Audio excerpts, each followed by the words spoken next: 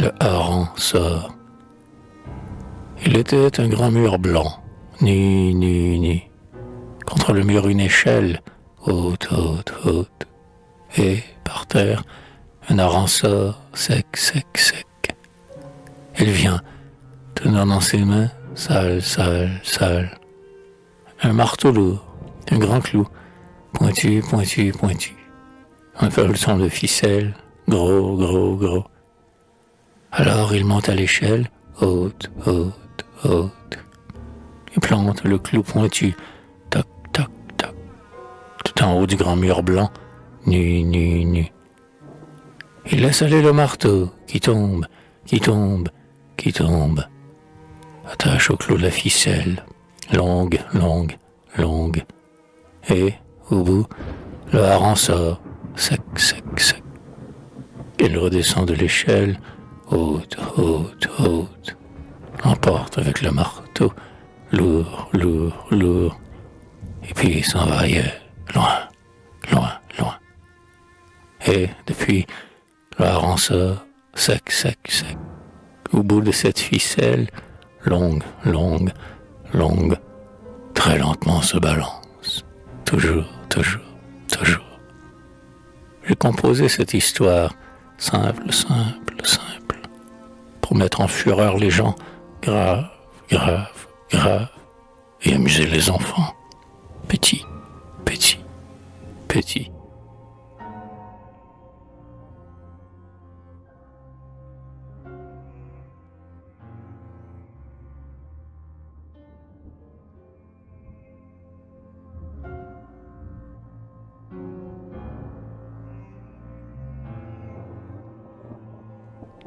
Intérieur.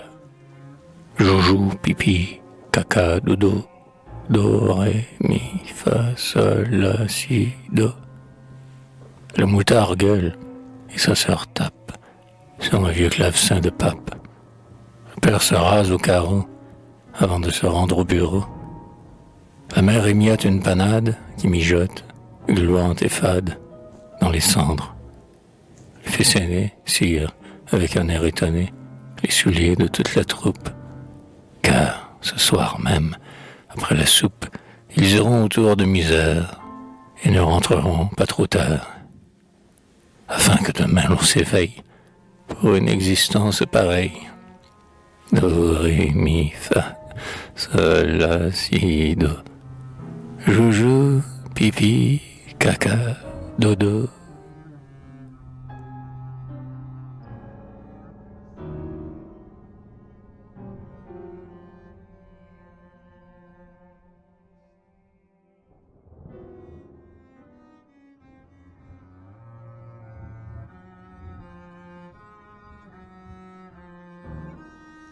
Chanson de la côte. Voici rentré l'officier de marine. Il a de noirs favoris. Le vent de mer a gonflé sa narine. Il dit combien de vaisseaux il a pris. Voici rentré l'officier de marine. Il a 2 beaux galons d'or.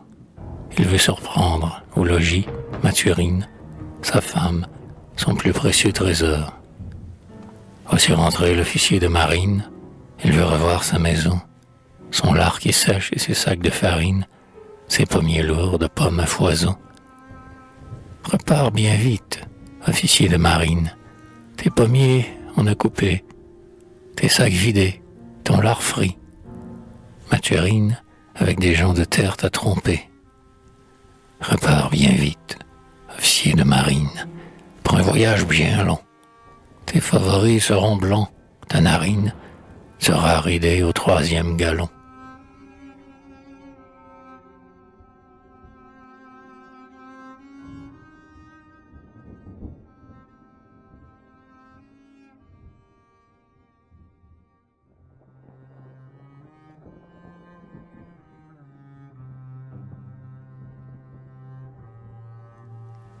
Chanson des sculpteurs. Proclamons le principe de l'art, que tout le monde s'épanche. Le marbre est une matière à part, il n'y en a pas de plus blanche. Proclamons le principe de l'art, que personne ne bouge. La terre glaise, c'est comme le homard, quand c'est cuit, c'est rouge. Proclamons les principes de l'art, que tout le monde s'amuse. Le bronze dur, à moins que par hasard, pour des cloches on l'use. Proclamons les principes de l'art, que tout le monde se saoule. Quoique le plâtre soit un peu blafard, il coule bien dans le moule. Proclamons les principes de l'art, que tout le monde s'entende. Les contours des femmes, c'est du lard. La chair, c'est de la viande.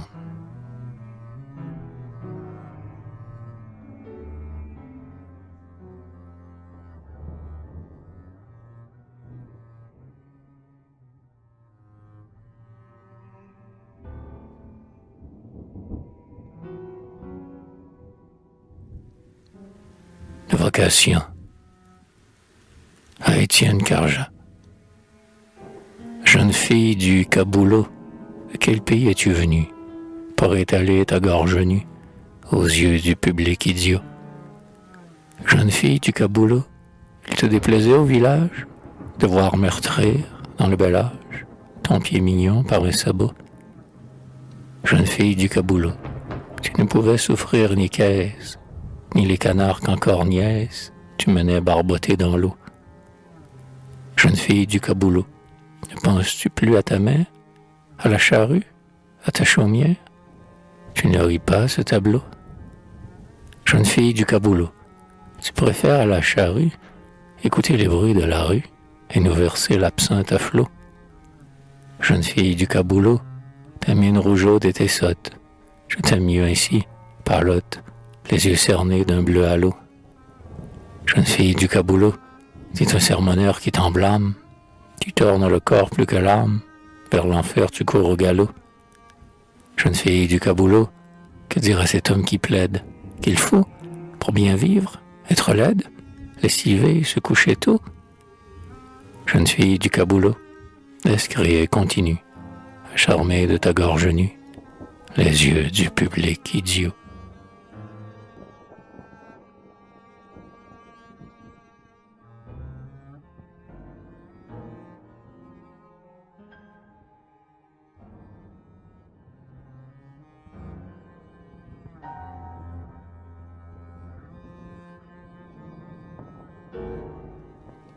Brave homme.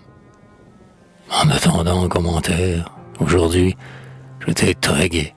Flon, flon, flon. La rue radondère. Gai, gai, gai. La rue radondée. Je ne fais pas beaucoup d'affaires. Le verre cassé n'est pas demandé. Flon, flon. Ma pauvre femme non plus n'a qu'à une guerre. Il faut trop les lettres dans le gosier. Flon, flon. Ça hâte son croc de chiffonnière. Elle vend tout pour une amitié. Flon, flon. Elle n'est pas belle, au contraire. Il me semble bien que j'en ai assez. Flon, flon. Et je vais y remplir la gueule de terre et lui mettre une corde aux pieds. Flon, flon. Je vais la foutre dans la rivière et puis boire à sa santé. Flon, flon. Il pleure. Mais contre qui cogner mon verre? Quoique l'aide, c'est une société. Flon, flon. Je la regarde. J'ai du temps à faire. Elle soignera ma vétusté. Flon, flon, flon. La rue radondée. Gai, gai, gai. La rue radondée.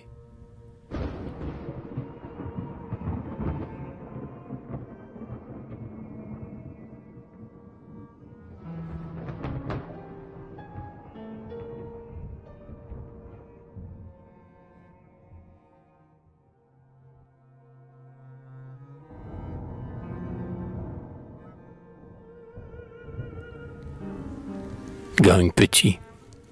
Il a tout fait, tous les métiers. Sa simple vie se passe loin du bruit, loin des cris de l'envie et des ambitions vaines du boulevard. Pour ce jour attendu, qui s'annonce blafard, les savants ont prédit, avant l'heure où se couche le soleil, une éclipse. Et sa maîtresse accouche, apportant un enfant parmi tant de soucis. Il compte, pour dîner, sur ses verres noircis. Carrière de Montmartre, en vos antres de gypse, abritez le marchand de verre pour éclipse.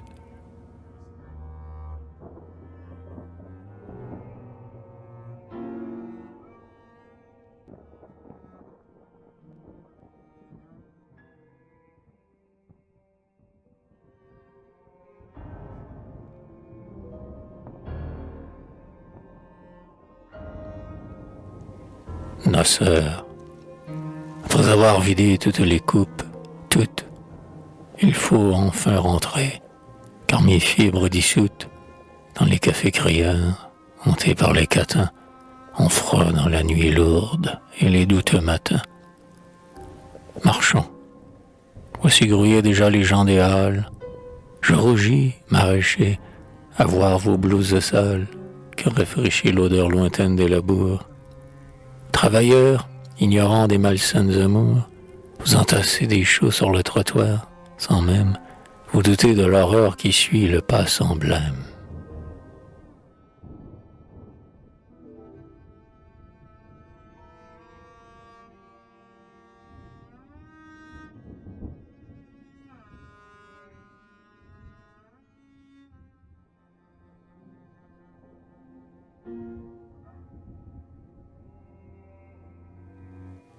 Croquis de dos.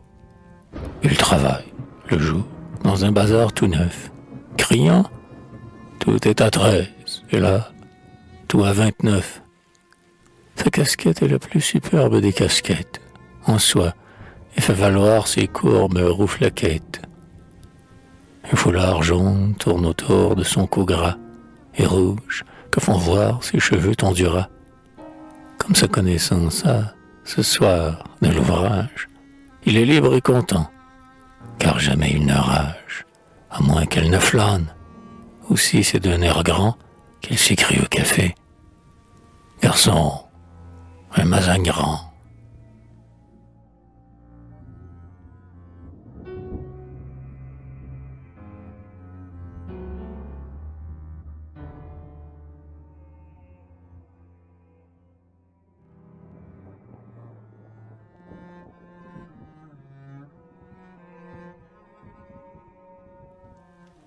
Songe d'été. À d'autres les ciels bleus ou les ciels tourmentés, la neige des hivers, le parfum des étés. Les monts vous grimpez, fiertés aventurières des Anglaises. Mais eu à mieux les clairières, où la charcuterie a laissé ses papiers. Les sentiers où l'on sent encore l'odeur des pieds des soldats avec leurs pays. La presqu'île, le jeune Villiers, où croît l'asperge tranquille, sous l'irrigation puante des égouts. On ne dispute pas des couleurs ni des goûts.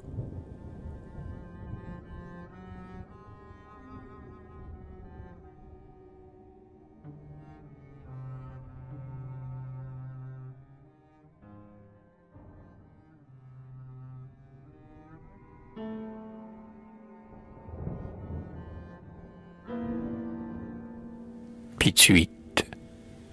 Ayant tout essayé, blême, je ne crois plus aux amoureux musclés, soupeurs et chevelus. Car moi, je suis mourant toutes les minutes. Tué par la recherche inquiète et les luttes littéraires, je crains l'épuisante douceur des chauds ou aristices. Je voudrais une sœur, une femme rêvant avec moi, côte à côte, frissonnante, croyant qu'elle fait une faute, et nous nous aimerions d'un amour immortel, sans store de voiture et sans chambre d'hôtel.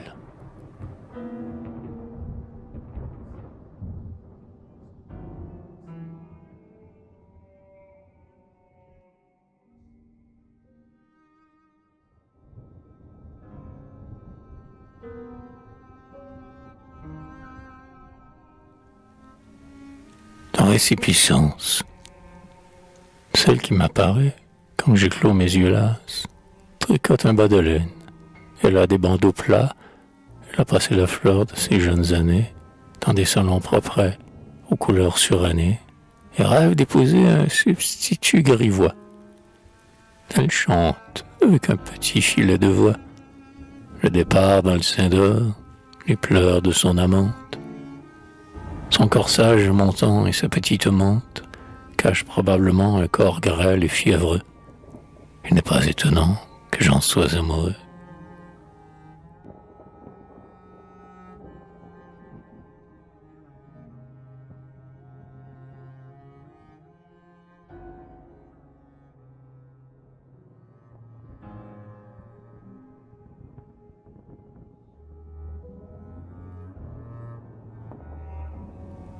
vue sur la cour. La cuisine est très propre et le pot-au-feu bout sur le fourneau. La bonne, attendant son troubade, épluche en bougonnant légumes et salades. Ses doigts rouges et gras, avec du noir au bout, trouvent les vers de terre entre les feuilles vertes. En bas des traversins aux fenêtres ouvertes. Mais voici le pays. Après un gros bonjour, on lui donne la fleur du bouillon. Leur amour s'abrite à la vapeur du pot, chaud crépuscule. Et je ne trouve pas cela si ridicule.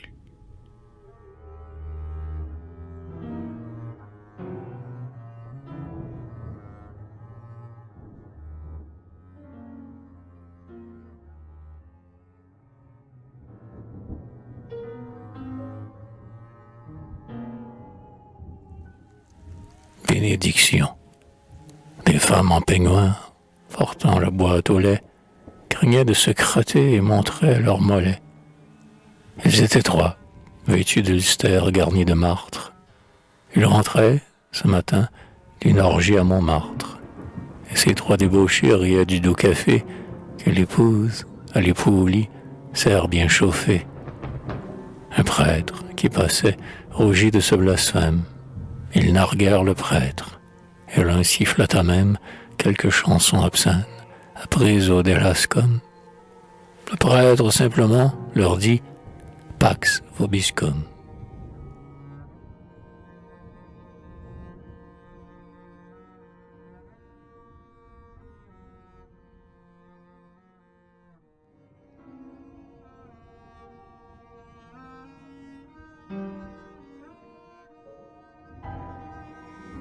Cœur simple.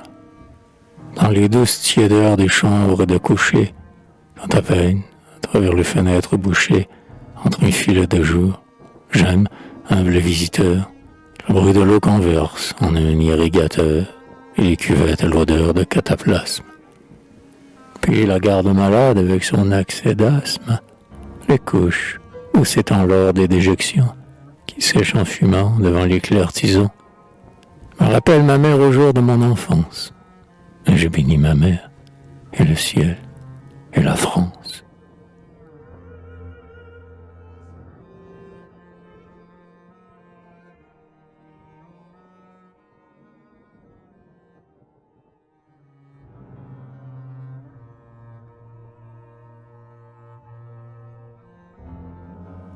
Tableau. Enclavé dans les rails, engraissés de scories, leur petit potager plaît à mes rêveries. Le père est aiguilleur à la gare de Lyon. Il fait honnêtement et sans rébellion son dur métier.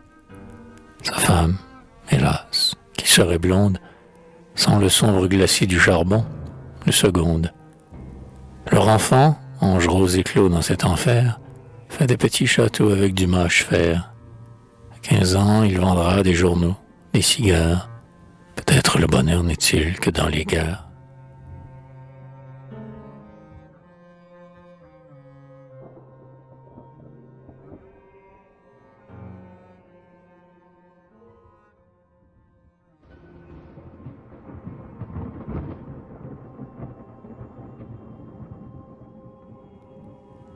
Jour d'épreuve.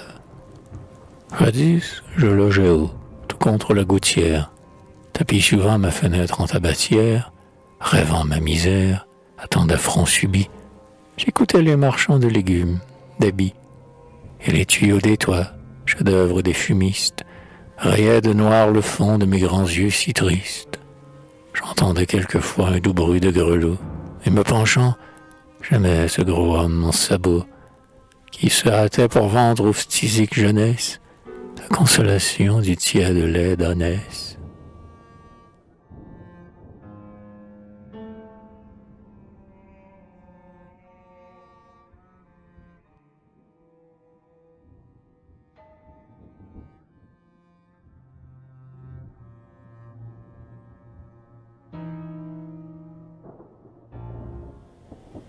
Toute la semaine.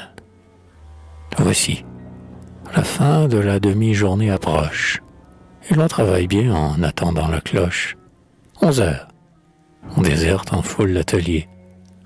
L'ouvrier va manger, et et peut-être lié, connaissance avec cet enfant, frêle ouvrière, chez le traiteur fumé où l'on sert l'ordinaire.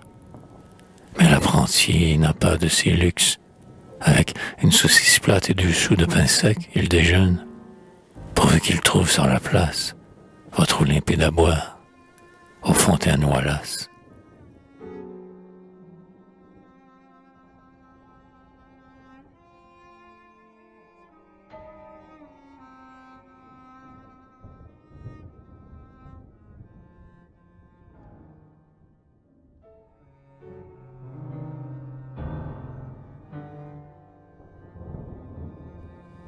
Fiat Lux. Ils marchent à leur vague où le jour tombe. Ils marchent, portant ses hauts bâtons, et double ogive, l'arche, du pont encadre l'eau, couleur plume de coq.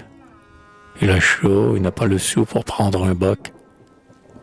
Mais partout ses pas résonnent, la lumière brille. C'est l'allumeur humble de réverbère qui, rentrant pour la soupe avec sa femme assise, l'embrasse, éclairé par la chandelle des 6, sans se douter, aucune ignorance n'est vile, qu'il a diamanté, simple, la grande ville.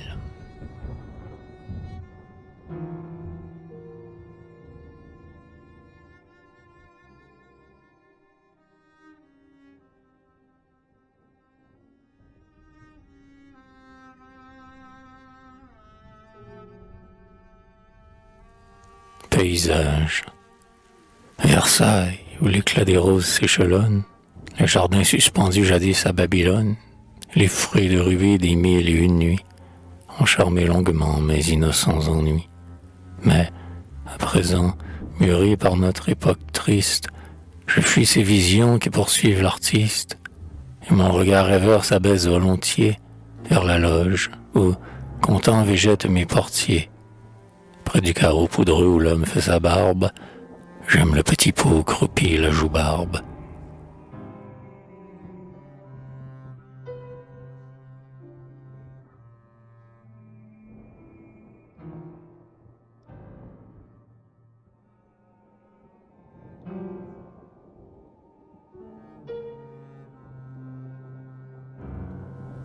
Morale. Sur des chevaux de bois enfilés des anneaux, regardez un caniche expert au domino. Essayez de gagner une oie avec des boules, respirez la poussière et la sueur des foules, boire du coco tiède au gobelet d'étain de ce marchand miteux qui fait taire Tintin. Rentrer se coucher seul à la fin de la foire, dormir tranquillement en attendant la gloire, dans un lit frais l'été, mais l'hiver bien chauffé, tout cela vaut bien mieux que d'aller au café.